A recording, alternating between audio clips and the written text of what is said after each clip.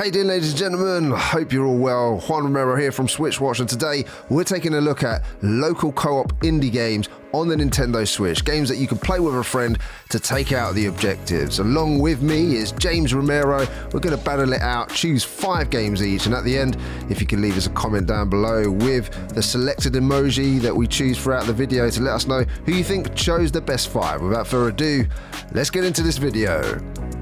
Many thanks, Juan. How you doing, folks? I hope you're doing well. It's James Romero here. Now I'm getting us started with one of the great series. Yes, it's the classic Streets of Rage number 4. And all these years later, the simple and satisfying beat-em-up arcade action still works. We've got 2 new characters to enjoy, each with their own set of moves, complete with star moves that tear through goons, and a special move that takes a chunk out of your own health. The action is frantic and manages to balance together chaining combos really well with bashing those buttons. When you unleash a special, you can recover the lost health if you follow up with a well-executed combo or catch throwable weapons, for example. The story is cheesy and thin, but who cares? This is all about getting together with a friend and bashing through those enemies in front of us to the backdrop of really banging tunes and superb visuals with brilliant style. The level designs are solid and include some variations with the moving train, for example, and all in all, this is a trip down memory lane that feels great and new at the same time. The whole game can be enjoyed with a friend online or locally with up to 4 of you, and it's so well balanced that when you do so, it's certainly clear that it's meant to be enjoyed that way. You share a combo meter, meaning you can unleash those epic skills more frequently, but can also be interrupted more easily. Grab a friend, grab some snacks, and get bashing. Juan, what are you picking up first? Great pick there, James, with Streets of Rage 4, but I'm coming back with Scott Pilgrim vs. the World, the game, Complete Edition, which I think is an absolutely fantastic beat-em-up inspired by the iconic comic book series and movie Scott Pilgrim vs. the World. Now, this Complete Edition does include Scott Pilgrim vs. the World, the game, as well as the original DLCs and add-on packs, and of course you can play as your favourite characters, Scott Pilgrim, Ramona Flowers, and others. Now, of course, the reason this is in this co-op indie list is because you can team up with your friends and combine your skills and battle your way through waves of tough enemies, or compete with them in a range of mini games too, which is all a lot of fun. I absolutely love this one, and it more than merits its place in this 10-game co-op list. Oh, that's a great choice there. Scott Pilgrim vs. the World and Streets of Rage 4 both have some real similarities. Up next for me, it's Cuphead. This is one of the coolest platformers out there with a really unique 1930s cartoon style that works so well. It's so stylish and artfully crafted that you will feel as though you're playing in a beautiful cartoon complete with original jazz recordings. With its run and gun gameplay and knuckle-whitening intense boss battles, this isn't a game that puts style over substance. You'll 100% fail a fair amount until you figure out each boss's patterns and how to succeed in your quest to free yourself from the bad deal with the devil himself. The co-op is done so cleverly here, as it has a lovely drop-in arcade style where the second player plays as Cuphead's sidekick Mugman, and you can play with a single Joy-Con each, either in docked or in tabletop mode, making this a really great local co-op game for the Switch. This is a game that everyone can enjoy, especially when you play it together with a friend. Juan, what have you got next for us? Fantastic choice there, James, with Cuphead. Very tough, though. I've gone next with Assault Android Cactus Plus, which you don't really hear too much about, but it's actually one of my favourite twin-stick shooters with 9 playable androids, and they all have a very distinct play style, which, you know, if you've got a certain style, you'll find a character that will suit you. There's a 25-stage campaign, there's Boss Rush, Infinity Drive, Daily Drive, so there's many ways to play here, along with online leaderboards, so if you are competitive like I am, then this is definitely for you. There's a campaign plus mode with remix stages as well for a fresh challenge, and this supports a local co-op in all modes for up to 4 players. A fantastic time, I have to say. If you haven't played this one yet, I thoroughly recommend it. Thanks, Juan. Well, up next for me, it's Children of Mortar, and what a fabulous indie game this really is. Your job is to protect Mortar, and you have the whole Bergson family to do it with. There are 7 in total, with some unlocking as you get further. And what is awesome is that all of the characters have different playstyles in this great roguelike dungeon crawler.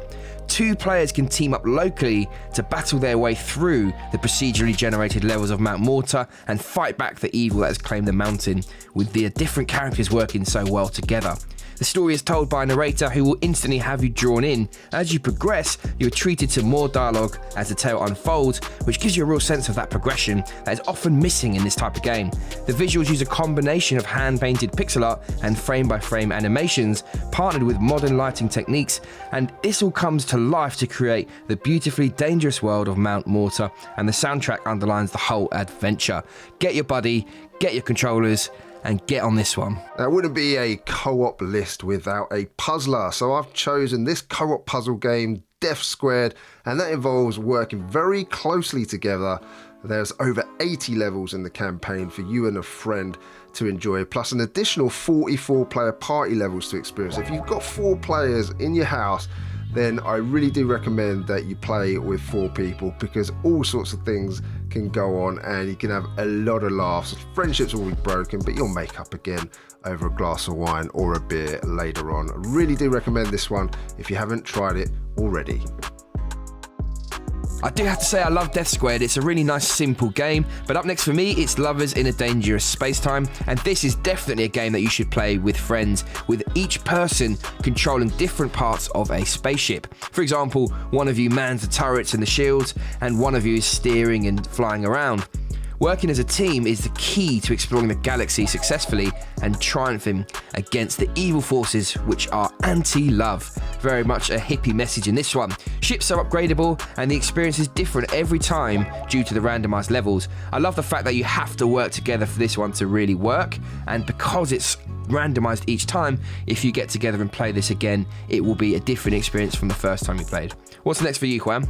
I know you enjoyed the Lovers in a Dangerous Space-Time, but that just caused me and my missus to argue a lot, so I understand why you picked it. But for my next pick, you guys that are avid Switch watchers have championed my next pick quite a bit, and I wholeheartedly agree with you. And it's Broforce, which is fantastic to play with up to 4 players. You can deliver your own brand of shock and awe. There's dozens of bros, each with their own unique weaponry, and I love the destruction on the environments. There's unique time attack levels too, under the pressure of exploding terrains and mass chaos.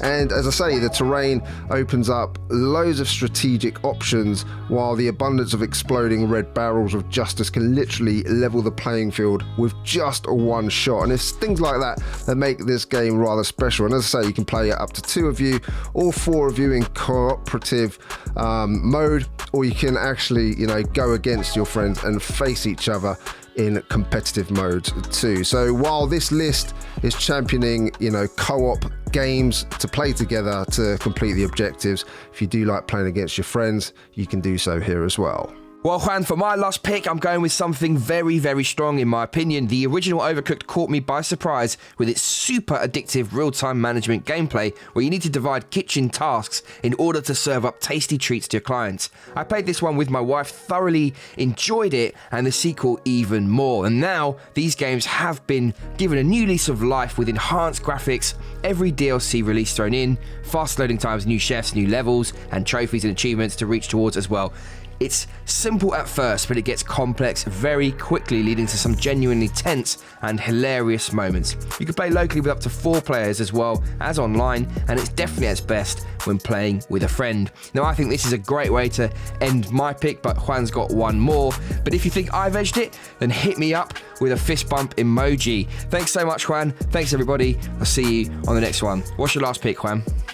Thank you so much, James. You've got some really strong picks in this list, but I'm going to finish off with another fighter, which is River City Girls, a classic style beat 'em up from the team over at Way Forward, and the latest entry into the legendary Kunio-kun franchise. Game uses a beautiful pixel art with bright, endearing color palette, and this time you play as the girlfriends of Kunio and Ricky in a spin-off game where they learn their boyfriends have been kidnapped and they must go and save them.